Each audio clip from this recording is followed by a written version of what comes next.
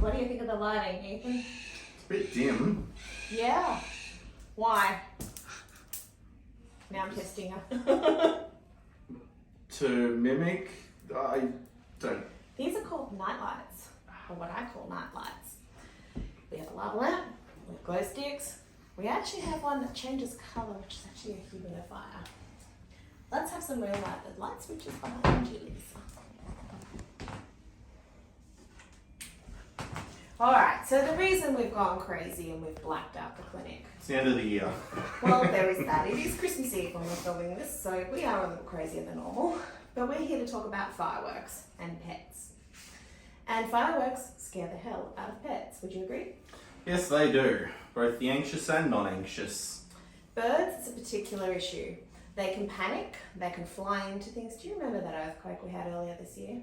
Yeah. I was at the back office with Phil, and we were catching the incubators and calming down the clinic birds. I was sitting on my computer. I thought my dog was scratching the chair. About 10 seconds later, the phone started ringing, and it was all the cockatiel owners on the planet with birds that had panicked and flown into things. That's what fireworks is like, similar to an earthquake. The bird has flown flat out into a window, and you can actually see bruising on the top of the beak. He's also flown and hurt himself multiple times, and you can actually see he's flown flat out the floor or walls with his chest. And you can also see with all the crashing, he's lost his tail feathers. The earthquake we had today, which apparently was over 6 on the Richter scale, caused him to have a panic attack, and he flew flat out, whacked himself repeatedly. And today we're going to do surgery. We're going to put all the stuff on him. We're going to try and close the skin over.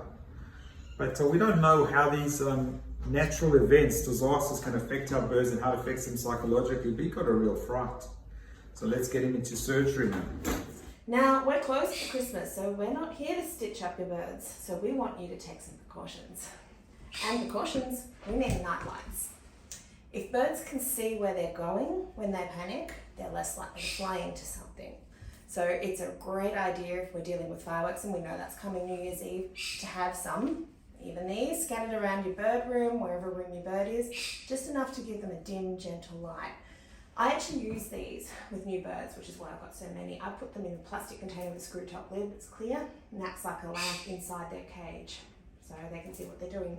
How many hours do you get out of them? They're dead pretty much by morning. The yellow ones seem to last longer, but yeah, they're good. I love that. The humidifier works.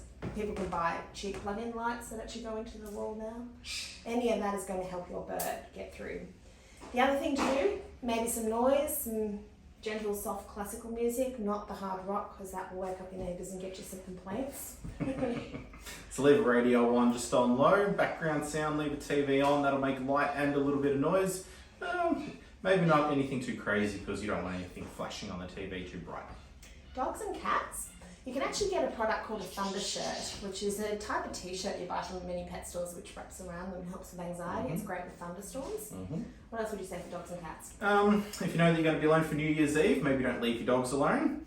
If you're especially if you're unsure if they're going to be reactive to fireworks or not, maybe take them to a friend's place that they know well or semi-well. That way they have some company for the night if need be. Bring them inside so that they're not going to accidentally impale themselves on the gate. Yes, keep them inside. Most incidents that occur for new fireworks dogs is getting out of backyards.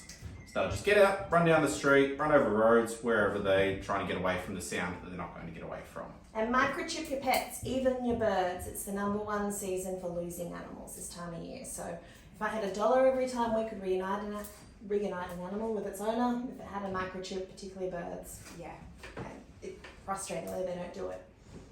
Alright guys, we want you to have a nice, happy, safe new year. Look after yourselves in this holiday season, and we'll see you bright and happy on the 4th of Jan when we reopen.